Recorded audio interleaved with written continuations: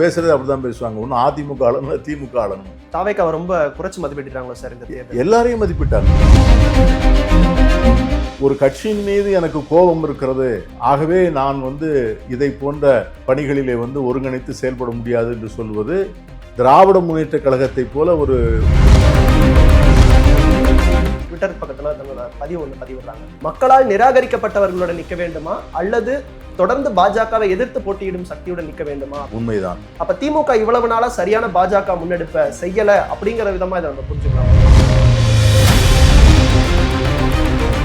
எடுத்த உடனே நாங்கள் 5 பேர் ஆதரவு என்று சொன்ன பிறகுதான் விஜயினுடைய அணிக்கு ஒரு மூமெண்டமே கிடைச்சது. மற்ற கட்சி தலைவர்கள் நேரில் சந்தித்து மரியாதை நிமித்தமா அந்த மாதிரி நாங்க இந்த விஷயம் செய்ய போறோம் அப்படின்னு சொல்லி அட்லீஸ்ட் ஜெயிச்சதுக்கு ஒரு நன்றி தெரிவிச்சுட்டு போனாங்க. ஆனா காங்கிரஸ் அதை கூட செய்யல. பிரவீன் சக்கரவர்த்தி அவர்கள் கம்யூனிஸ்ட் கட்சிகள், விசிக, காங்கிரஸ், IUML உள்ளிட்ட கட்சிகளோட பெயர்களை சேர்த்து ட்விட்டர்ல ஒரு பதிவும் போட்டிருந்தாரு. அதற்கு கம்யூனிஸ்ட் கட்சிகள் அதிக பிரசங்கித்தனம் அப்படிங்கிற ஒரு விமர்சனத்தையும் வச்சிருந்தாங்க. ஒருவேளை அப்படி ஒரு பேர் கொடுத்தா நல்லா இருக்கும் அப்படின்னு அவர் நினைச்சிருக்கலாம். ஸோ அது தவறுதானே சார் அப்படி நம்ம ஒரு முடிவை எடுக்கிறது? மற்ற மாநிலங்கள்ல பாஜக என்ன செய்தோ அதையே தான் தாவேக்கா இங்க செய்யுது அப்படிங்கிற கருத்துக்களை அதை செய்ததுக்கு தாவேக்கா தான் தூண்டுதல்ங்கிறதுக்கு என்ன எவிடன்ஸ் இருக்கு? அதிமுகக்குள்ள ஏற்படக்கூடிய இந்த பிரச்சனைகளை விஜய் தனக்கு சாதகமா பயன்படுத்திக்கிறார். அதாவது வெற்றி பெற்ற பிறகு ஒவ்வொரு எதிர்கட்சியை எனக்கு அசம்பிளில ஓட்டு போடும்போது நான் வேண்டாம் சொல்ல முடியும். சண்முகம் அதிமுகவை சேர்ந்த வேலுமணி இவங்க 2 பேரை மட்டுமே சந்திச்சிருக்காரு. எடப்பாடி பழனிசாமி அவர்களை சந்திக்கல. அமைச்சர்கள் இப்போ வேண்டான்னு சொல்லிட்டாங்கன்னு தானே அதிமுக தரப்புல இருந்தும் அப்படி எதுவும் அனுமதி கேட்கப்படல.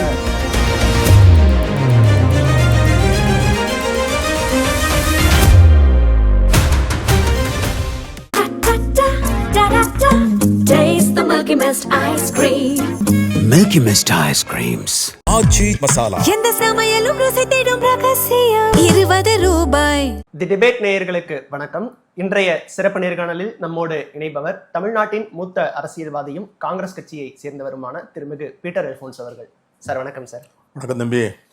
சார், தேர்தல் முடிவுகளுக்கு பிறகு இன்றைய தினம் டெல்லியில இந்தியா கூட்டணியினுடைய ஆலோசனை கூட்டம் இன்றைய தினம் நடைபெற இருக்கு. திமுக இந்த கூட்டத்தை புறக்கணிக்கிறதா அவங்களோட முடிவையும் தெரிவிச்சிருக்காங்க. இந்த சட்டமன்ற தேர்தலுக்கு பிறகு காங்கிரஸ் செஞ்ச துரோகத்தால எங்களோட தொண்டர்கள் காயப்பட்டிருக்காங்க. ஸோ அவங்களோட உணர்வுகளுக்கு மதிப்பளிக்கும் வகையில இந்த முடிவை நாங்கள் எடுத்திருக்கோம் அப்படின்னு தெரிவிச்சிருக்காங்க. இந்தியா கூட்டணியில திமுகவோட பங்கு இதனால் வரைக்கும் எப்படி இருந்தது? இவங்க போகாதது எந்த மாதிரியான ஒரு தாக்கத்தை ஏற்படுத்தும்? அதாவது இந்தியா கூட்டணியில் இதுகாரும் நடந்து வந்த செயல்பாடுகளிலும் அதனுடைய தோற்றம், துவக்கம், அதனுடைய அமைப்பு இதிலெல்லாம் திராவிட முன்னேற்ற கழகத்திற்கு ஒரு பெரிய பங்கு உண்டு. திராவிட முன்னேற்ற கழகத்திற்கு என்று சொல்வதை விட நம்முடைய மேனாள் முதலமைச்சர் ஸ்டாலின் அவர்களுக்கு அதில் ஒரு பெரிய பொறுப்பு உண்டு என்பதை யாரும் மறுக்க முடியாது. காங்கிரஸ் கட்சி இந்த தேர்தலுக்கு பிறகு எடுத்த ஒரு நிலைப்பாட்டின் காரணமாக சில வருத்தங்கள், ஆதங்கங்கள் இருக்கின்ற காரணத்தினால அப்படி ஒரு முடிவை எடுத்திருப்பதாக திராவிட முன்னேற்ற கழகம் அறிவித்திருக்கிறது. அது சரியான முடிவாக எனக்கு தெரியலை. ஏன்னா திராவிட முன்னேற்ற கழகம் இன்றைக்கு அகில இந்திய அரசியலில் ஏற்பட்டிருக்கக்கூடிய நெருக்கடிகள், சூழ்நிலைகள், பாஜக அரசால், மோடி அமித்ஷா கூட்டணியால், அவர்களால் கைப்பற்றப்பட்டிருக்கின்ற ஜனநாயக நிறுவனங்கள், தேர்தல் ஆணையம், சில நீதிமன்றங்களுடைய நடவடிக்கைகள், மாநில அரசுகளுடைய உரிமைகள், இவற்றையெல்லாம் ஒரு நெருக்கடிக்குள்ளாகி இருக்கிற சூழ்நிலையில் ஒரு கட்சியின் மீது எனக்கு கோபம் இருக்கிறது, ஆகவே நான் இதை போன்ற பணிகளிலே ஒருங்கிணைத்து செயல்பட முடியாது என்று சொல்வது திராவிட முன்னேற்ற கழகத்தை போல ஒரு பாரம்பரியமான ஒரு கட்சிக்கு இது சரியான முடிவாக எனக்கு தெரியல. அது ரெண்டையும் அவர்கள் ஒன்றாக பார்த்துருக்க கூடாது. காங்கிரஸ் கட்சி இப்போ காங்கிரஸ் கட்சியோடு பல மாநிலங்களிலே வேறுபட்டு இருக்கின்ற கட்சிகள் இன்றைக்கு அந்த கூட்டத்தில் கலந்து கொள்கின்றன. மாநிலங்களினுடைய அரசியல் நிலைமைகள் வேற இருக்கிறது. இப்போ உதாரணமாக பார்த்தீங்கன்னா, நீங்கள் கேரளாவில் காங்கிரஸ் கட்சிக்கு மார்க்சிய கம்யூனிஸ்ட் கட்சியோட பிரச்சனை இருக்கிறது. ஒன்றா தேர்தல் களங்காண முடியல, ஒருவரை எதிர்த்து தேர்தல் களங்காணுகிறோம். அவர்களுக்கும் காங்கிரஸுக்கும் சில மன வருத்தங்கள் இருக்கு. அந்த மன வருத்தங்களை அவர்கள் கடிதம் மூலமாக தெரிவித்திருக்கிறார்கள். எங்களுக்கு ஏன் வருத்தம் இருக்கு, எங்களை நீங்க எப்படி நடத்துனீங்க, காங்கிரஸ் கட்சி நடத்துற முறையில் சில விளக்கங்கள் வேணும்னு கேட்டிருக்காங்க. ஆனால் அதே நேரத்தில் மார்க்சிய கம்யூனிஸ்ட் கட்சியின் சார்பாக ஜான் பிரிட்டாஸ் அவர் கலந்து கொள்கிறார் என்பதையும் தெளிவுபடுத்தியிருக்கிறாங்க. அதே போல திரிணாமுல் காங்கிரஸ் வந்து நடந்து முடிந்த சட்டமன்ற தேர்தலில் காங்கிரஸ் எதிர்த்து போட்டியிட்டது தான். ஆனால் அவருடைய சார்பில் மமதா பானர்ஜி வந்து கலந்து கொள்கிறார். ஸோ இது வந்து மாநிலங்களில் ஒரு கட்சிக்கு ஆகலை. இன்னைக்கு பார்த்தீங்கன்னா இங்கே இருக்கிற திராவிட முன்னேற்ற கழகத்தோடு இதுகாரம் இருந்த கூட்டணி கட்சிகளான விடுதலை சிறுத்தைகள், மறுமலர்ச்சி திராவிட முன்னேற்ற கழகம், இவர்களெல்லாம் வந்து கலந்து கொள்வதாக அறிவித்திருக்கிறார்கள். ஆகவே எதற்காக வந்து திராவிட முன்னேற்ற கழகம் உணர்ச்சி வசப்பட்டு ஒரு முடிவு எடுக்கக்கூடாது. பொதுவாக பார்த்தீங்கன்னா there is no place for emotions in politics. இல்லை சார், கடந்த ஒரு 10-15 ஆண்டுகளாகவே காங்கிரஸ் கூட எந்த ஒரு முரணும் இல்லாமல் தொடர்ந்து பல்வேறு தேர்தல்களில் கூட்டணியாக இருந்து ஒரு வெற்றி கூட்டணியாக தான் இருந்துட்டு வராங்க. ஸோ அப்படி இருக்கிற சமயத்தில் திமுகவுக்கு இது ஒரு தோல்வி தான். பட் இந்த ஒரு தோல்வியை கணக்கில் கொண்டு அவங்க கூட்டணி மாறும்போது அவங்க எமோஷனலாகவும் சில விஷயங்களை கையாள வேண்டிய நிலைமை வருது இல்லை சார்? தலைவர்களுக்காக இல்லாட்டியும் தொண்டர்கள், மக்கள் அப்படிங்கிறத கணக்கில் வச்சு காங்கிரஸோடு கூட்டணி இல்லை என்று சொல்வது வேறு, ஆனால் பாஜகவினுடைய நடவடிக்கைகளை எதிர்ப்பது என்பது வேறு. பாஜகவினுடைய நடவடிக்கைகளை வந்து எதிர்ப்பதில் வந்து இந்தியாவில் இருக்கிற அனைத்து எதிர்கட்சிகளும் ஒன்றுபடுகின்ற போது நான் மட்டும் அதுல வரல, ஏன்னா எனக்கு வந்து காங்கிரஸ் மேல வருத்தம் இருக்கலாம், நியாயமாகவும் இருக்கலாம், அது காரணம் இல்லாமலும் இருக்கலாம். அது வந்து அடுத்த இன்னொரு வாதத்துக்குரிய ஒரு பொருள். ஆனா இந்தியா கூட்டணியை வந்து அவர்கள் புறக்கணிக்க வேண்டிய அவசியம் இருப்பதாக இந்த கூட்டத்தை அவர் இன்னும் இந்தியா கூட்டணியை புறக்கணிக்கிறேன்னு சொல்லலை. மேலாள் முதலமைச்சர் வந்து அந்த வார்த்தையை பயன்படுத்தல. இந்த கூட்டத்திற்கு நாங்க போகல, காங்கிரஸ் கலந்து கொள்கிற அந்த கூட்டத்துல நாங்க போகல அப்படின்னு சொல்றாரு. அது வந்து ஒரு சரியான முடிவாக எனக்கு தெரியல. எனக்கு பட்ட வரைக்கும் அந்த முடிவை அப்படி எடுத்திருக்க வேண்டாம். அடுத்த கட்டம் நிறைய வந்து அட்டங்களை வந்து கடக்க வேண்டியது இருக்கும். ஆகவே அதை போல ஒரு சூழ்நிலையில இதை போல வந்து ஒரு உணர்ச்சி வசப்பட்டு எடுக்கிற ஒரு முடிவு வந்து என்னைக்குமே அரசியல்ல வந்து சரியான முடிவாக இருக்காது என்பது என்னுடைய. அதே போல தேர்தல் பிரச்சாரங்கள் சமயத்திலேயே ராகுல் அவர்களும் ஸ்டாலின் அவர்களும் இணைந்து இந்த தேர்தலில் ஒரு பிரச்சாரம் கூட மேற்கொள்ளல. இதுலயே வந்து கூட்டணிகள் ஏதோ ஒரு முரண் இருக்கு அப்படிங்கிற பல்வேறு விமர்சனங்கள் வைக்கப்பட்டது. தேர்தல் முடியும் வரையுமே இருவரும் சேர்ந்து ஒரு பிரச்சார மேடைகளில் கூட ஏறாததையும் நம்ம பார்த்திருக்கோம். அதற்கு முன்பு கூட்டணி தொகுதி பங்கீடு எவ்வளவு சீட் ஒதுக்க போறாங்க அப்படிங்கிற விஷயங்களும் இருந்தது. இறுதியா 27+1 ஒரு 27 சட்டமன்ற தொகுதிகள், ஒரு ராஜ்யசபா சீட்டும் கொடுத்திருந்தாங்க. பட் தேர்தல் முடிவுகளுக்கு பிறகு, திமுக தோல்வியடைந்த பிறகு, மாணிக்கம் தாக்கூர் எம்பி அவர்கள் ஒரு ட்விட்டர் பக்கத்துல தன்னோட பதிவு ஒன்று பதிவிடுறாங்க. அதுல என்னன்னா, மக்களால் நிராகரிக்கப்பட்டவர்களுடன் நிற்க வேண்டுமா அல்லது தொடர்ந்து பாஜகவை எதிர்த்து போட்டியிடும் சக்தியுடன் நிற்க வேண்டுமா அப்படிங்கிற ஒரு கேள்வியும் வச்சிருந்தாங்க. அப்ப திமுக இவ்வளவு நாளா சரியான பாஜக முன்னெடுப்பை செய்யல அப்படிங்கிற விதமா இதை நம்ம புரிஞ்சுக்கலாமா அவரோட கருத்தை? இல்லை, எனக்கு வந்து திராவிட முன்னேற்ற கழகம் வந்து சரியாக பாஜகவை இதுவரை, அதாவது தேர்தலுக்கு முன்னால் உள்ள சிச்சுவேஷன் நான் சொல்றேன், அதை எதிர்க்கிறங்க தான் நான் ஒத்துக்கொள்ள மாட்டேன். நான் ஒவ்வொரு கட்டத்திலையும் பாராளுமன்றத்திற்கு உள்ளேயும் வெளியேயும் திராவிட முன்னேற்ற கழகத்தினுடைய தலைமை வந்து மோடியை, அமித்ஷா கூட்டணியை, அவருடைய நடவடிக்கைகளை தொடர்ந்து எதிர்த்து வந்திருக்கிறார்கள். தேர்தலின் போது, தேர்தல் பிரச்சாரத்தின் போது காங்கிரஸ் கட்சிக்கும் அவர்களுக்கும் ஒரு சரியான ஒருங்கிணைப்பு இல்லாத ஒரு சூழ்நிலை போல ஒரு தோற்றம் இருந்தது உண்மைதான். நான் என்ன சொல்றேன்னா, இப்போ தேர்தலுக்கு முன்னால் நடந்தது எல்லாமே வந்து இனிமேல் மீண்டும் மீண்டும் அதை பற்றி விவாதிப்பதில் எந்த பொருள் இருப்பதாக நான் நினைக்கல. நான் வந்து நடந்தவைகள் தான். அதை வந்து நீங்கள் எந்த வாதங்கள் பண்ணாலும் நடந்தவைகளை மாற்ற முடியாது. நடந்தவைகளோட நியாயங்களுக்கு வந்து ரெண்டு தரப்புலையுமே வந்து நியாயங்கள் இருக்கலாம்.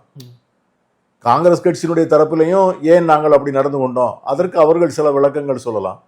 அவர்கள் நடந்து கொண்ட முறை தவறு அப்படின்னு திராவிட முன்னேற்ற கழகம் சில நிலைப்பாடுகள் எடுக்கலாம். ஆனால் தேர்தலுக்கு முன்னால் நடந்தவைகளை வந்து நடந்தவைகள் என்று தள்ளி வைத்து விட்டு தேர்தலுக்கு பிறகு நடக்கின்ற செய்திகளை பற்றி வாதம் பண்ணுவதுதான் ஜனங்களுக்கு வந்து புரிதலுக்கு வழிவகுக்கும் என்று நான் நினைக்கிறேன். இல்ல, இந்த மக்களால் நிராகரிக்கப்பட்டவருங்க ஸ்டேட்மெண்ட் வந்து தேர்தல் முடிவுகளுக்கு பிறகுதான் சார் அவர் சொல்றாரு. இல்ல, அவரு அதாவது நான் என்ன சொல்றேன் அப்படின்னா, நம்ம வந்து காங்கிரஸ் கட்சியினுடைய அதிகாரபூர்வமான நிலைப்பாடு என்ன, நம்ம வந்து திராவிட முன்னேற்ற கழகம் வந்து ஒரு 113 இடங்களில் வந்து வெற்றி பெற்று அவர்களுக்கு ஆட்சி அமைக்க ஒரு 5 இடங்கள் தான் தேவைப்படுகிறது. அந்த 5 இடங்களை காங்கிரஸ் கட்சி வந்து மறுத்துவிட்டு வெளியே வந்து விட்டது, இன்னொரு கட்சியோட போய் சேர்த்து கொண்டது அப்படின்னு சொன்னா அவர்கள் சொல்லுகிற துரோகம், அது முதுகுல குத்துனது, அதெல்லாம் வந்து ஏற்றுக்கொள்ளக்கூடிய வாதம். ஆனால் திராவிட முன்னேற்ற கழகத்திற்கு ஆட்சி அமைக்கக்கூடிய வாய்ப்பு இல்லை. அதே நேரத்தில் அன்னைக்கு இருந்த பெரிய நெருக்கடி என்ன அப்படின்னு கேட்டீங்கன்னா, காங்கிரஸ் கட்சி முதலில் அதான் எடுத்த உடனே நாங்கள் 5 பேர் ஆதரவு என்று சொன்ன பிறகுதான் அந்த விஜயினுடைய அணிக்கு வந்து ஒரு மூமெண்டமே கிடைச்சது. காங்கிரஸ் கட்சி அன்னைக்கு முதல்ல அந்த 5 இடங்களை கொடுப்பதற்கான இப்போ இந்த மார்க்சிய கம்யூனிஸ்ட் கட்சி, விடுதலை சிறுத்தைகள் கட்சி, இந்திய யூனியன் முஸ்லீம் லீக் இவர்களை போல அவர்களும் வந்து அந்த அறிவிப்பை வந்து செய்வதற்கு கொஞ்சம் கால அவகாசம் எடுத்திருந்தாங்கன்னு வைத்துக் கொள்ளுங்க. காங்கிரஸ் ஒரு காரணமா இருந்திருக்கு அந்த பக்கம் போலாம் அப்படிங்கிறதுக்கு. அந்த காங்கிரஸுடைய அந்த நடவடிக்கையை தான் இவர்களை எல்லாம் கொண்டு வந்தது. ஓகே, அதுதான் வந்து இக்னிஷன். காங்கிரஸ் அந்த இடத்துக்கு போன பிறகுதான் ஒவ்வொருத்தரா வந்தாங்க. விடுதலை சிறுத்தைகள் வந்தார்கள், ஐயுஎம்எல் வந்தார்கள், மார்க்சிய கம்யூனிஸ்ட் கட்சி. இருந்தாலும் மற்ற கட்சி தலைவர்கள் நேரில் சந்தித்து மரியாதை நிமித்தமா அந்த மாதிரி நாங்க இந்த விஷயம் செய்ய போறோம் அப்படின்னு சொல்லி அட்லீஸ்ட் ஜெயிச்சதுக்கு ஒரு நன்றி தெரிவிச்சுட்டு போனாங்க. ஆனா காங்கிரஸ் அதை கூட செய்யல அப்படிங்கிற ஒரு எனக்கு அதை பொறுத்த வரைக்கும் என்னுடைய கருத்துக்களை நான் வந்து கட்சியில சொல்லியிருக்கிறேன். ஓகே, அதை வந்து அவர் முதலமைச்சரை, முன்னாள் முதலமைச்சரை பார்த்து நன்றி தெரிவித்திருந்திருக்கலாம். அட்லீஸ்ட் வந்து அந்த வெற்றி பெற்ற 5 வேட்பாளர்களாவது போய் பார்த்துட்டு வந்திருக்கலாம். அதெல்லாம் ஒன்றுதான். அதுக்கு அடுத்த கட்டம் நம்ம இப்போ வந்தாச்சு. அதுக்கு பிறகு நிறைய வார்த்தை பரிமாற்றங்கள், நிறைய விமர்சனங்கள்லாம் வந்தாச்சு. ஆகவே இப்போ அந்த கட்டத்தில் இருந்து நம்ம அடுத்து எப்படி செல்வது என்பதை பற்றி தான் நம்ம யோசிக்கணும். அதை பற்றி தான் யோசிக்கணும். புதிய அரசை வந்து நம்ம எப்படி வந்து அந்த அரசுக்கான உதவிகளை நாம் எப்படி செய்ய முடியும். அது வந்து ஒரு புதிய அரசு என்பது வந்து ஒரு ஏற்கனவே இருந்த அனுபவம் பெற்று ஒரு 2 முறை முதலமைச்சராக இருந்தவர்கள், இல்லை பல முறை அமைச்சர்களாக இருந்து பல அனுபவங்கள் பெற்று வந்தவர்கள், அப்படியெல்லாம் வந்து அந்த அமைச்சரவையினுடைய காம்போசிஷன் இல்லை. முதலமைச்சரே முதல் முறை சட்டமன்ற உறுப்பினர், முதல் முறை முதலமைச்சராக இருக்கிறார். அமைச்சரவையில் இருக்கிற பல அமைச்சர்கள் வந்து முதல் முறை சட்டமன்ற உறுப்பினர்களாகி முதல் முறை அமைச்சர்களாக இருக்கிறார். ஸோ இவர்களுக்கு வந்து மற்ற அனுபவம் பெற்ற அரசியல் கட்சிகளை சார்ந்தவர்கள் எப்படி உதவ முடியும், எப்படி அவர்களை ஒரு வகுப்புவாத அரசியலுக்கு போகாம பாசிச அரசியல் தாக்குதல்களில் இருந்து அவர்களை பாதுகாத்து இதை ஒரு மதச்சார்பற்ற ஆட்சியாக எப்படி கொண்டு போறது, அதுதான் இப்பொழுது காங்கிரஸுக்கு இருக்கிற முக்கியமான பணிங்கிறது என்னை போன்றவர்களுடைய பார்வை. Okay sir. அதே போல தேர்தலுக்கு முன்பு ஒரு ராஜ்யசபா சீட் வேறொரு கூட்டணியிலிருந்து, தேர்தலுக்கு பின்பு மற்றொரு கூட்டணியிலிருந்து ராஜ்யசபா சீட் காங்கிரஸ் வாங்கியிருக்காங்க அப்படிங்கிற விமர்சனங்களும் வைக்கப்படுது. இதை ஒரு சந்தர்ப்பவாதம் அப்படிங்கிற கருத்துக்களையும் முன்வைக்கிறாங்க. இது எப்படி பார்க்கலாம் சார்? இல்ல, விமர்சனங்கள் இருந்து கொண்டே தான் இருக்கும். அரசியல் politics is what is politics, who gets what, where and when, யாருக்கு எப்போது எங்கே என்ன கிடைக்கிறது என்பதுதான் அரசியல். அப்பொழுது இருந்த உடன்படிக்கைப்படி அவங்க ஒரு சீட்டு கொடுத்தாங்க. அன்றைக்கு இருந்த திராவிட முன்னேற்ற கழகத்தோடு இருந்த ஒரு புரிந்துணர்வினுடைய அடிப்படையில் அவங்க ஒரு ராஜ்யசபா சீட்டு கொடுத்தாங்க. இந்த முறை ஆதரவு கொடுக்கின்ற போதே அவர்களுக்கு பேசுகின்ற போது நீங்க அந்த லெட்டரை பார்த்தாலே தெரியும், ராஜ்யசபாவையும் அதில் மென்ஷன் பண்ணியிருக்கோம். அதில் எதுக்காக வேண்டி ராஜ்யசபான்னு சொன்னால், அன்னைக்கு பாராளுமன்றத்தில் காங்கிரஸ் கட்சியினுடைய இருப்பை வலுப்படுத்த வேண்டிய ஒரு தேசிய அவசியம் இருக்கிறது. Okay sir. அதே இப்போ புதுசாக வந்திருக்காங்க தாவேகா, அவங்களுக்கு ஒரு புதுதாக ஒரு பிரதிநிதித்துவம் அங்கே கிடைச்சாலும் அது ஒரு நல்ல விஷயம் தானே சார்? ஒரு மூத்த தலைவராக அதை நீங்கள் எப்படி பார்க்குறீங்க? அது என்னன்னு கேட்டிங்கன்னா, பார்லிமெண்ட் எப்படின்னு கேட்டிங்கன்னா, it functions on the basis of party system. ஒரு கட்சி தான் அங்கே உள்ள அங்கீகாரம் பெற முடியும். ஒரு கட்சிக்கு அங்கீகாரம் பெறணும்னா 8 பேர் வேணும். ஒரு single member is nobody inside the parliament. அவர் ஒரு சுயேட்சை மாதிரி தான் அவரை ட்ரீட் பண்ணுவாங்க. ஆனால் இன்னைக்கு நாளைக்கு முக்கியமான சட்டங்கள் வருகின்ற போது அவர்களுக்கு பேசுவதற்கு வாய்ப்பே கிடைக்காது. ஏன்னா அந்த பேசிஸ் ஆஃப் இட் தான் டைம் அலாட்மெண்ட். சரியா? அந்த மாதிரி ஒரு சூழ்நிலையில நீங்க என்ன பண்ணுவீங்க? இல்ல, அந்த கையாளுறதுக்கான திறன் அவங்க கிட்ட இல்ல அப்படின்னு நம்ம புரிஞ்சுக்கலாமா? கையாளுறதுக்கான திறன் இல்ல, அவங்கள்ட்ட அந்த மெஜாரிட்டி இன்னும் வரல. இப்ப அடுத்தாற் போல 4 சீட் 6 சீட் வரும்போது அவங்களுக்கு கூடுதல் மெம்பர்ஷிப் கிடைக்கலாம். சோ விஜயவே நினைச்சிருக்கலாம், நம்ம உள்ள போறதை விட அவங்க உள்ள போய் காங்கிரஸ் உள்ள போய் எஃபெக்டிவா இருக்கிறது நல்லது. இல்ல, பெரும்பாலான சொன்ன விஷயம் என்னன்னா, இப்பதான் தமிழ்நாட்டிலையும் முதல்ல ஆட்சியை பிடிச்சிருக்காங்க. டெல்லியில அவங்களுக்கான ஒரு பிரதிநிதி இருக்கும்போது அவங்க கட்சிக்கான ஒரு வலுவும் அங்க சேரும். சோ அதை தவிர்த்துட்டு அவங்க காங்கிரஸ் கிட்ட அந்த வாய்ப்பை கொடுத்திருக்காங்க. அவர் விஜய் இப்படி நினைச்சிருக்கலாம்னு சொல்றேன். ஓகே, நம்ம போய் ஒரு ஆள் உட்கார்ந்து அங்க பார்லிமெண்ட்ல நேரம் வாங்கி பேசி அதை வந்து பாஜகவுக்கு எதிர்ப்பை தெரிவிப்பதை விட ஏற்கனவே இருக்கிற காங்கிரஸ் கட்சிக்கு வலு சேர்ப்பது வந்து இந்த நேரத்தில் அதிகமாக உதவியாக இருக்கும்னு அவங்க நினைத்திருக்கலாம். சார், அதே போல தமிழ்நாடு சமூக நீதி முற்போக்கு கூட்டணி அப்படின்னு சொல்லிட்டு பிரவீன் சக்கரவர்த்தி அவர்கள் கம்யூனிஸ்ட் கட்சிகள், விசிகா, காங்கிரஸ், IUML உள்ளிட்ட கட்சிகளோட பெயர்களை சேர்த்து ட்விட்டர்ல ஒரு பதிவும் போட்டிருந்தாரு. அதற்கு வந்து கம்யூனிஸ்ட் கட்சிகள் அதிக பிரசங்கித்தனம் அப்படிங்கிற ஒரு விமர்சனத்தையும் வச்சிருந்தாங்க. காங்கிரஸ் இப்படி செய்யறது சரியா சார்? குறிப்பா பிரவீன் சக்கரவர்த்தி அவர்கள் இந்த மாதிரியான ஒரு கூட்டணி பெயரை அனௌன்ஸ் பண்றது சரியா? இல்லை, அது வந்து நீங்கள் வந்து ஒரு கூட்டணிக்கு பேர் வைக்க வேண்டும் என்று சொன்னால் கூட்டணியில் இருக்கிற அத்தனை கட்சிகளுடைய அனுமதி வாங்கி செய்கிறது தான் சரியாக இருக்க முடியும். அவர் வந்து ஒரு தவறான நோக்கத்தோடு பிரவீன் சக்கரவர்த்தி செய்தாருன்னு நான் சொல்ல மாட்டேன். ஓகே, ஒருவேளை அப்படி ஒரு பேர் கொடுத்தா நல்லா இருக்கும் அப்படின்னு அவர் நினச்சிருக்கலாம்.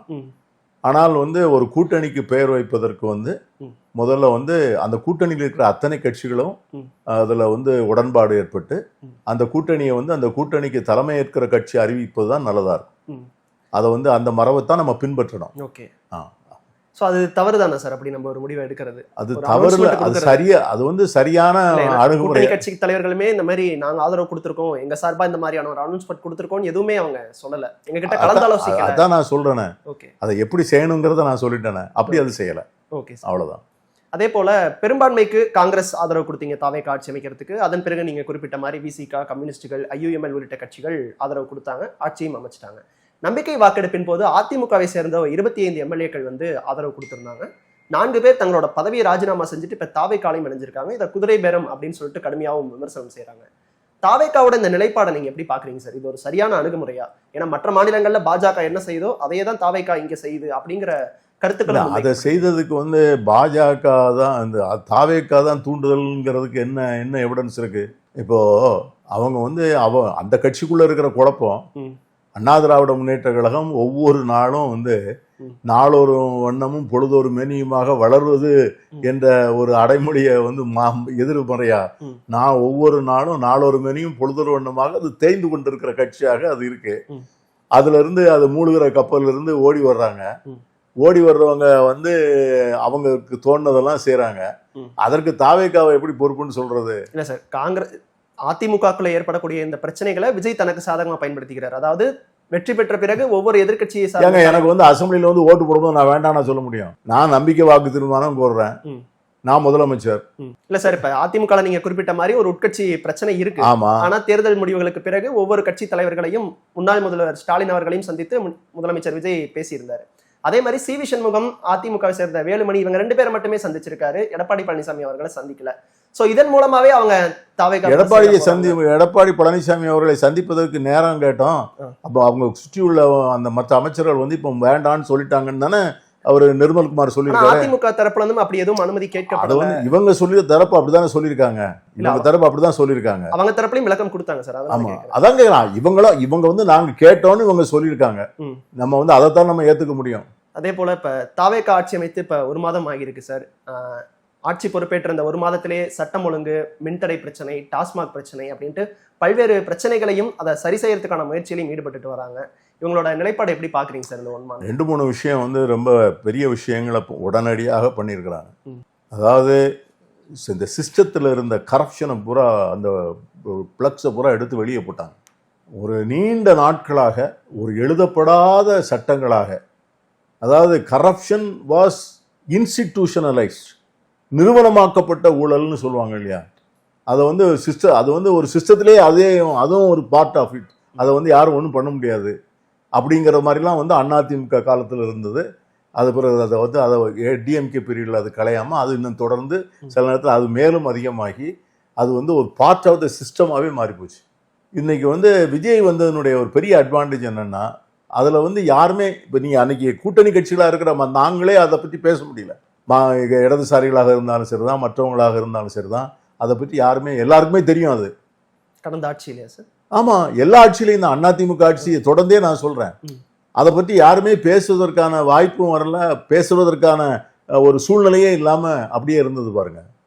அந்த அளவுக்கு ஒரு கட்டுக்கோப்பா இருந்ததா சார்? அந்த கருத்துக்களை கூட வெளிப்படுத்த முடியாது. அந்த சிஸ்டத்துல போய் உள்ள போயாச்சு. அந்த சிஸ்டம் வந்து அப்படி என்ஷ்ரின்ட், அதாவது இன்பில்ட். அதான் அது வந்து யாருமே அப்படிதான். அதாவது இப்போ சிஎம்டி ரவி அப்ரூவல் கொடுக்கணுமா, அதுக்கு வந்து இந்த மாதிரி பிடபிள்யூ கான்ட்ராக்டா, அதுக்கு இந்த மாதிரி ஹைவேஸ் கான்ட்ராக்டா இந்த மாதிரி, டாஸ்மாக்ஸில் வந்து ஒரு கேஜி வாங்கணுமா அதுக்கு இவ்வளவு.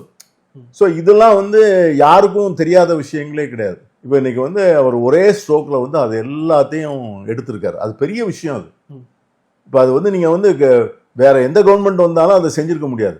இப்போ ஒரே ஸ்ட்ரோக்கில் வந்து டாஸ்மாக்லேயும் வந்து பார்த்தீங்கன்னா ஒரு 5000 கோடி ரூபா வருஷத்துக்கு எக்ஸ்ட்ரா வருமானம் வர்ற மாதிரி பண்ணியிருக்காரு சார். அதுவும் கடந்த ஆட்சியில பாட்டிலுக்கு 10 ரூபான்னு ஒரு விமர்சனத்தை வச்சாங்க. ஆனா இப்ப அந்த ஆட்சிக்கு வந்த பிறகு அந்த 10 ரூபாயோ 20 ரூபாயோ ஏன் கூடுதலா வசூலிக்கப்படுது, ஏன் வாங்குறாங்கிறதுக்கான காரணத்தையும் சொல்றாங்கல்ல சார். அது நியாயப்படுத்துறது மாதிரி தானே? இல்லையே, 10 ரூபா வாங்குறது நிறைய இடத்துல அதை நிப்பாட்டுறதுக்கான ஏற்பாடு பண்ணிட்டு இருக்கிறாங்க.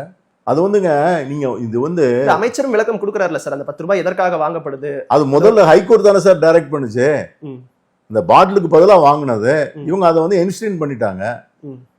அதை வந்து உள்ள சிஸ்டம் ஆக்கி விட்டாங்க. இப்போ வந்து அந்த சிஸ்டத்துல இருந்து அவங்க எடுக்கிறாங்க, வெளியே எடுக்கிறாங்க.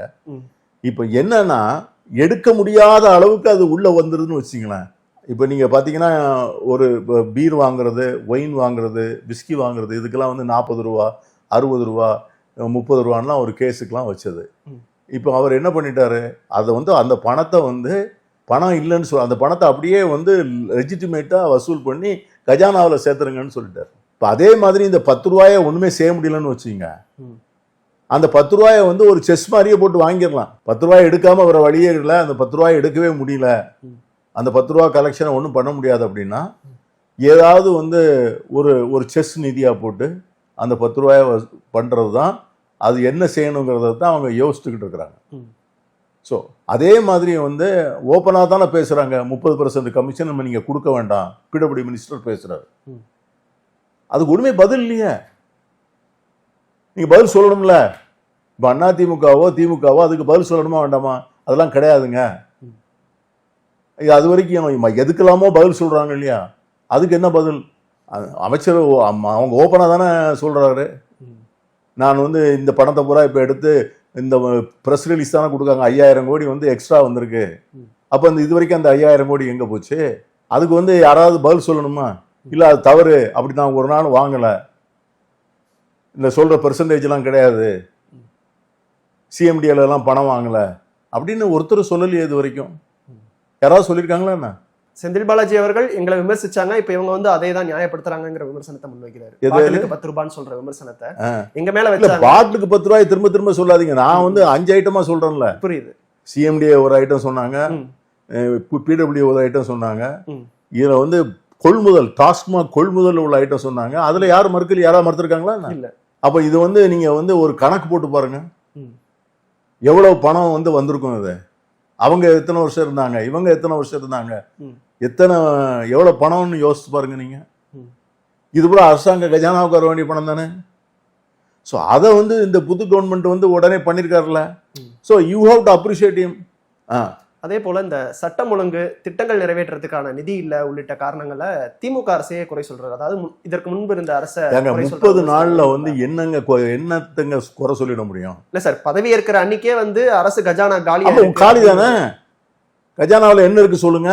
கஜானாவில் வந்து 10.5 லட்சம் கோடி கடன் வச்சிருக்காங்க. அதை சர்வீஸ் பண்ணணும். இன்னைக்கு இப்போ நீ கேரளாவில் புது முதலமைச்சரையும் அவராக தானே சொல்லியிருக்கிறாரு. சதீஷன் வந்து கேரளாவில் போய் பதவி ஏற்றுட்டு கஜானாவில் ஒன்றும் இல்லைன்னு தானே வெள்ள அறிக்கை கொடுக்குறாரு. ஸோ இன்னைக்குள்ள ஸ்டேட்டஸ் அவர் சொல்றாரு, what he has inherited from the previous government.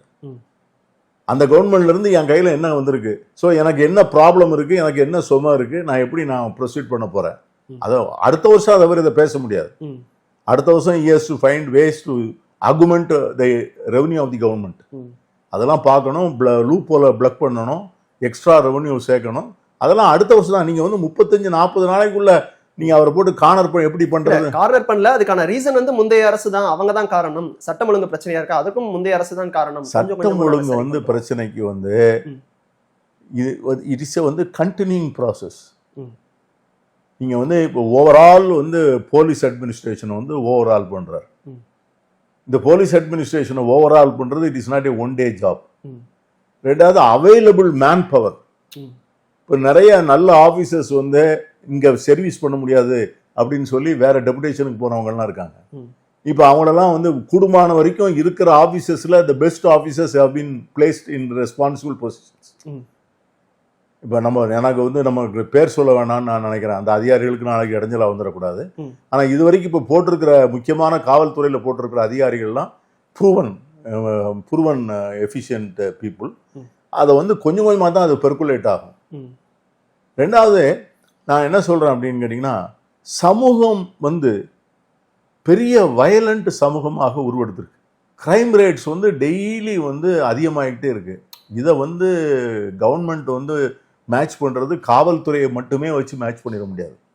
சமூகத்தினுடைய ஒரு ஒரு ஹோல் அட்மாஸ்பியரை வந்து மாற்ற வேண்டியது இருக்குது. ஒரு வெறுப்பு அரசியலின் காரணமாக நீங்கள் வந்து இப்போ இந்த போதை பழக்கங்கள்னு சொல்கிறாங்க. போதை பழக்கத்தினுடைய துவக்கம் மூலம் எங்கே இருக்குன்னா குஜராத்தில் காண்ட்லா போர்ட்டில் இருக்குது. அங்கேருந்து தான் அது வந்து வருது. ஏன்னா அது வெளிநாட்டிலிருந்து வரக்கூடிய சரக்கு. அதை தடுக்கிறதுக்கு எந்த மாநில அரசுக்கும் பவர் கிடையாது. ஸோ இதெல்லாம் வந்து அதுக்கு தகுந்த எடுத்து நடவடிக்கை எடுக்கணும். அவர் எடுப்பாருன்னு நம்புகிறோம். அவருக்கும் நம்மளால் எந்த ஒத்துழைப்பை கொடுப்போம். Okay sir. அதே போல் திமுக அதிமுக 2 திராவிட கட்சிகளுமே கடந்த காலங்களில் கடந்த ஒரு 10-15 ஆண்டுகளில் ஆட்சி அதிகாரத்தில் பங்கு அப்படிங்கிறத அவங்க கூட்டணி கட்சிகளுக்கு கொடுத்ததே இல்லை. கூட்டணி ஆட்சியை தமிழ்நாட்டு மக்கள் விரும்ப மாட்டாங்க அப்படிங்கிற கருத்து அவங்களுடைய கருத்தாகவும் இருந்தது. பட் அதை விஜய் இன்னைக்கு மாற்றி காங்கிரஸ், விசிக, ஐயுஎம்எல் உள்ளிட்ட கட்சிகளுக்கு கூட்டணியில பங்கு கொடுத்திருக்காரு. இது எப்படி பார்க்கலாம் சார்? இது ஒரு நல்ல வரவேற்பு. அதாவது இதை நான் மனப்பூர்வமாக வரவேற்கிறேன். கேட்டிங்களா, இது என்னுடைய அனுபவம் வந்து ஒரு 50 ஆண்டு காலம் நான் வந்து இந்திய அரசை, மாநில அரசெல்லாம் நான் பார்த்ததில்ல. எப்பொழுதெல்லாம் வந்து உங்களுக்கு வந்து ஒரு கூட்டணி அரசாக வருகிறதோ அப்பொழுதெல்லாம் வந்து செயல்பாடுகள் வந்து நல்லா இருந்திருக்கு. ஒரு புரூட்டல் மெஜாரிட்டி, அதாவது 2/3 மெஜாரிட்டி, அது 2/3க்கு மேலே உள்ள பெரும்பான்மை, அறுதி பெரும்பான்மைலாம் சொல்கிறாங்கல்ல, அப்பொழுதெல்லாம் வந்து பார்த்தீங்கன்னா அரகன்ஸ் ஆஃப் பவர் தான். அவங்க யாரையும் கேட்கறதே இல்லை, யாரையும் கன்சல்ட் பண்ணுறதையும் இல்லை, கேபினட்டும் ஒழுங்காக ஃபங்க்ஷன் பண்ணுறது இல்லை. கேபினட் வந்து எல்லா முடிவுகளையும் கேபினட் தான் எடுக்கணும். கேபினெட்டில் வந்து டிஸ்கஷனே கிடையாது. இப்போ நீங்கள் வச்சுங்க, நீங்கள் ஜெயலலிதா காட்சி காலத்தில் எடுத்துங்க, எம்ஜிஆர் காலத்தில் எடுத்துங்க, தொடர்ந்து வர்ற காலத்தில் எடுத்துங்க, அந்த தலைவர் என்ன, யாராவது எந்த மந்திரியாவது பேச முடியுமா? யாரும் எங்கேயும் பேச முடியாது. அதே மாதிரி வந்து பார்த்தீங்கன்னா இது வந்து அண்ணன் இந்திரா காந்தி காலத்துலையும் இருக்கலையான்னு கேட்டலாம், அப்படித்தான், அதுவும் அப்படித்தான் நடந்தது. ஆனால் மன்மோகன் சிங் காலத்தில் அவருக்கு வந்து எல்லாரையும் கன்சல்ட் பண்ணி, எல்லாரையும் கன்வின்ஸ் பண்ணி, எல்லா அரசியல் கட்சிகளையும் சேர்த்து அவங்கள்ட்ட இருக்கிற நல்ல திட்டங்களெல்லாம் உள்வாங்கி அவங்கள்ட்ட வந்து அந்த திட்டங்களை செயல்படுத்துவதற்கு, மேற்பார்வை செய்வதற்கு ஒரு அமைப்பை அமைச்சு பண்ணதுனால தான் நமக்கு வந்து தகவல் அறியும் உரிமை சட்டம் வந்தது, ரைட் டு ஃபுட் வந்தது, ரைட் டு ஒர்க் வந்தது, ரைட் டு எஜுகேஷன் வந்தது. அது மாதிரி ஒரு சர்க்கார் வந்து அவ்வளோ தூரத்துக்கு வந்ததுக்கு காரணமே மகாத்மா காந்தி தேசிய ஊரக வேலைவாய்ப்பு திட்டம் வந்தது. இதெல்லாம் அந்த கூட்டணி சர்க்கார் தான். எதற்காக நான் சொல்கிறேன் அப்படின்னு கேட்டிங்கன்னா, அந்த கேபினெட்டில் வந்து 4 கட்சியை சேர்ந்த மந்திரிகள் இருந்தாங்கன்னு வச்சுங்க, அவங்க வந்து கேள்விகளை கேட்பாங்க. அப்போ மந்திரி சபைக்கு வந்து ஒரு கூட்டு பொறுப்பு இருக்கும். இது வந்து ஒரு ஆரோக்கியமான துவக்கம். இனிமேல் யார் வந்தாலும் தமிழ்நாட்டில் கூட்டணி அரசு தான். திராவிட கட்சிகள் இதனால அதை தவிர்த்ததுக்கான காரணமா நீங்க என்ன பாக்குறீங்க சார்? ஏன்னா அதான் சொல்றேன், மொனாபலைசேஷன் ஆஃப் பவர் தான். தங்கள்கிட்ட தானே அதிகாரம் இருக்கணும், வேற யார்ட்டையும் அதிகாரத்தை பங்கு போட்டுக்குள்ள விரும்பல. அவங்க ஆட்சி அதிகாரமும் தங்களுக்கு மட்டுமே உள்ள உரிமைன்னு அவங்க அப்படியே நினைச்சுக்கிட்டாங்க. இது எங்களுக்கு மட்டும்தான், இது வேற யாருக்கும் கொடுக்க முடியாது. ஒன்று அவங்க ஆளணும், அவங்க பேசுறதே அப்படிதான் பேசுவாங்க. ஒன்று அதிமுக ஆளணும், திமுக ஆளணும். அதுதானே வந்து அவங்க திமுக கம்யூனிஸ்ட் கட்சிக்காரங்க வந்து சொன்னாங்க, எங்கிட்ட அப்படித்தான் பேசுறேன். அது மாதிரி தாவேக்காவை ரொம்ப குறைச்சு மதிப்பிட்டாங்களோ சார் இந்த தேர்தல்? எல்லாரையும் மதிப்பிட்டாங்க. நாம இப்ப திமுக தனித்து விடப்பட்டிருக்கக்கூடிய ஒரு சூழல்ல தான் நம்ம பார்க்க முடியுது, கூட்டணி கட்சிகள் எல்லாம் இல்லாம. இல்ல கூட்டணி கட்சிகள் வந்து ஒவ்வொன்றும் இண்டிவிஜுவல் கட்சிகள் தானே தம்பி. தாயும் பிள்ளைனாலும் வாயும் வயிறும் வேறன்னு சொல்லுவான். இப்போ இந்த கட்சிகளுக்கெல்லாம் என்னைக்கு ஒரு மந்திரி பதவி கிடைக்கும் சொல்லுங்க? இந்த கட்சிகளை எத்தனை வருஷமா நடத்துறாங்க? இவங்களுக்கு அதிகாரத்துல ஒரு பங்கு வேண்டாமா? இவங்க கட்சியில் இருக்கிறவங்களுக்கு நாங்க என்ன நினைக்கிறோம், என்ன செயல்படுத்துறோம், ஒரு அரசியல் கட்சியோட நிலைப்பாடும் அதானே. ஆமா, அதை வந்து என்னைக்கு வந்து அது கிடைக்கும் போது அது எப்படி வேண்டான்னு சொல்ல முடியும்? ஒரு கான்ஸ்டிடியூஷனல் ப்ராசஸ்ல கிடைக்கும் போது எப்படி வேண்டான்னு சொல்ல முடியும்? ஆகவே அதை வந்து ஒரு ஆரோக்கியமான துவக்கமா தான் நான் பாக்குறேன். ராகுல் உள்ளிட்ட தேசிய தலைவர்கள் பலரும் வந்தா சத்தியமூர்த்தி பவனுக்கு வரதில்லை அப்படிங்கிற ஒரு பொதுவான விமர்சனம் வைக்கப்படுது சார். அது எதுவும் காரணம் இருக்கா, இல்ல நிகழ்ச்சிகள் இல்ல அப்படிங்கிற காரணங்களா? நிகழ்ச்சிகள் இல்ல. போன தடவை வரும்போது ராகுல் காந்தி சத்தியமூர்த்தி பவன் வந்தாரு, அந்த கூட்டங்களை கண்ட்ரோல் பண்ண முடியல. நமக்கே வந்து அந்த பாதுகாப்புலாம் ரொம்ப பயமா இருக்குது. அந்த மாதிரி சூழ்நிலையில் அடிக்கடி அவங்கள கொண்டு வர்றது வந்து சரியா என்னன்னு தெரியல. பெரிய நிகழ்ச்சி நடத்தலாம், வெளியே நடத்தலாம். ஒரு ஒரு பெரிய ஒரு கவர்டு பில்டிங்குள்ளே கொண்டாந்து அவங்கள அடிக்கடி வர சொல்றது நல்லதில்லை அப்படின்னு என்னுடைய ஃபீலிங். ஓகே சார், நிறைவா ஒரே ஒரு கேள்வி சார். திமுக இந்த தேர்தலுக்கு முன்பாகவே 200 தொகுதிகள் வெல்வோம், திமுக கூட்டணி மீண்டும் ஆட்சி அமைக்கும் அப்படிங்கிற கருத்துக்கள் தொடர்ந்து முன்வைக்கப்பட்டது. ஆனால் இந்த தேர்தல் முடிவுகள் அதை மொத்தமாக மாற்றிருக்குன்னு நம்ம பார்க்குறோம். திமுகவோட இந்த தோல்விக்கு காரணமாக நீங்கள் என்ன நினைக்கிறீங்க சார்? அதாவது திமுகவுடைய தோல்விக்கு வந்து பெரிய என்ன காரணம் அப்படின்னு கேட்டிங்கன்னா, ஜனங்கள் வந்து குறிப்பாக இளைஞர்கள் வந்து ஒரு பெரிய மாற்றத்தை எதிர்நோக்கி காத்திருக்கிறாங்க. அவங்க வந்து எஸ்டாப்ளிஷ்டு பொலிட்டிக்கல் பார்ட்டிஸ், அது வந்து திமுக மட்டும் இல்லை, அவங்க அந்த கட்சிகளெல்லாம் இனிமேல் போகிறோம், எங்களுக்கு வேண்டிய அரசியல் கட்சிகளை நாங்களே உருவாக்குறோம், எங்களுக்குள்ள காரியங்களை நாங்களே பண்ணிக்கிறோம், நாங்கள் எவ்வளோ நாள் தான் நாங்கள் வெயிட் பண்ணுவோம். இப்போது நீங்கள் வந்து ஒரு ஒரு ஒரு எம்எல்ஏனா 8 தடவை எம்எல்ஏ இருக்காரு, எம்பினா 8 தடவை எம்பியாக இருக்கிறாங்க, ஒரு மாவட்ட செயலாளர்னா 35 வருஷம் மாவட்ட செயலாளராக இருக்காங்க. எல்லா கட்சியிலையும் சொல்கிறேன் நான், திமுக, காங்கிரஸ், அதிமுக. அப்போ எப்போ தான் வந்து 50 வயசு ஆறுக்காரங்களுக்கு கூட ஒரு தேர்தலில் போட்டி போடக்கூடிய ஒரு சந்தர்ப்பம் கிடைக்கல. ஸோ இப்போ இளைஞர்கள் வந்து மற்ற ஊர்கள்லாம் பார்த்தீங்கன்னா சீலிங் வச்சுருக்காங்க. இப்போ அமெரிக்காவில் 2 தடவைக்கு மேலே இருக்க முடியாது, பிரசிடெண்ட்டாக இருக்க முடியாது. ஸோ அதை மாதிரி வந்து ஒரு ஜென்ரேஷனல் ஷிஃப்ட் வந்திருக்கு. அந்த ஜென்ரேஷனல் ஷிஃப்ட்டை வந்து உள்வாங்க எல்லா கட்சிகளுமே தவறிடுச்சு. எல்லா கட்சியும் தான் தோத்து போச்சு. ஓகே, நீங்க திமுக மட்டும் தோக்கல, இல்ல கூட்டணியா சொல்லும்போது நான் அப்படி சொன்னேன். பாஜகவும் தோத்து போச்சு, காங்கிரஸும் தோத்துருக்கு, எல்லாமே தோத்துருக்குறோம். என்ன காரணம்னா இதுதான். நம்ம நினைச்சது பூரா வந்து என்னன்னா, இந்த எம்எல்ஏ திரும்ப நிற்கணும், மந்திரியா இருக்கவங்களை பூரா திரும்ப ஃபீல்டு பண்ணணும், அதெல்லாம் அவங்க வந்து they want a fresh new totally revolutionary ஒரு செட்டப் அவங்க கேட்குறாங்க. அதுக்கான தோக்கமாக தான் நான் இது பார்க்குறேன். இது இன்னும் வந்து வேகப்படுமே ஒழிய குறையாது. இதுதான் அகில இந்திய அளவில் இந்த காக்ரோச் பார்ட்டி அதெல்லாம் வருது பாருங்க. ஸோ த யங் ஜென்ரேஷன் வந்து சீக்கிங் பவர். எங்களுக்கு அதிகாரம் வேணும், இட்ஸ் ஏ டெமோக்ரஸி, நாங்கள் வந்து we make the majority, நாங்கள் 62% இருக்கிறோம்.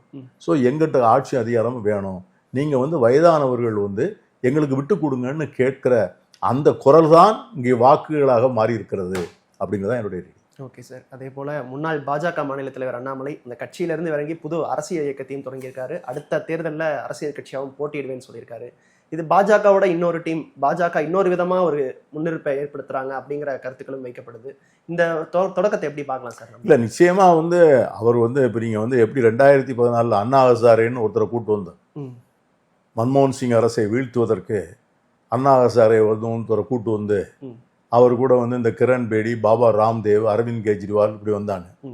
இவங்க எல்லாரும் வந்து ஊழலுக்கு எதிரான போராட்டம்னு சொல்லி பெருசாக நடத்தி அதற்கு பிறகு வந்து பாஜக அரசை கொண்டு வர்றதுக்கு அவங்க தான் காரணமாக இருந்தாங்க, மோடி அரசு வர்றதுக்கு. அதற்கு பிறகு தான் தெரிஞ்சது அது எல்லாமே ஆர்எஸ்எஸ்னுடைய ஏற்பாடு தான் அப்படிங்கிறது. அதில் பங்கு பெற்றவர்களே பிரசாந்த் பூஷன் மாதிரி ஆட்களே ஒத்துக்கிட்டு அதான் பண்ணிட்டாங்கன்னு சொன்னாங்க. இப்போ இவர் வந்து நண்பர் அண்ணாமலை அவர்களும் வந்து அதே மாதிரி ஒரு ஏற்பாடு தான். அதாவது இன்னைக்கு வந்து பார்லிமெண்ட் எலெக்ஷனில் வந்து இப்போ Congress plus TVK, Vijay and all secular parties, இது வந்து ஒரு பெரிய அணி, இது ஒரு பெரிய வெற்றியை பெறும் தமிழ்நாட்டில். ஸோ அந்த வெற்றியை தடுத்து நிறுத்துவதற்கு வந்து பாஜகவுக்கோ ஏற்கனவே இருக்கிற கட்சிகளுக்கோ சக்தி இல்லை. ஸோ அதற்காக வேண்டி நம்மளும் வந்து அதே மாதிரி ஒரு செட்டப் உண்டாக்கணுங்கிறதுக்காக அவங்க ஸ்ட்ராட்டஜைஸ் பண்ணி தான் அவரை கொண்டாந்துருக்கிறாங்க. ஸோ அதனால வந்து அவருடைய கிரியேஷன் தான் அது. பார்க்கலாம், we'll wait and see. Okay sir, சமகால அரசியல் குறித்து பல்வேறு கருத்துக்களை எங்களோட பகிர்ந்துக்கிட்டீங்க சார். உங்களுடைய நேரத்திற்கும் கருத்துக்கும் நன்றி.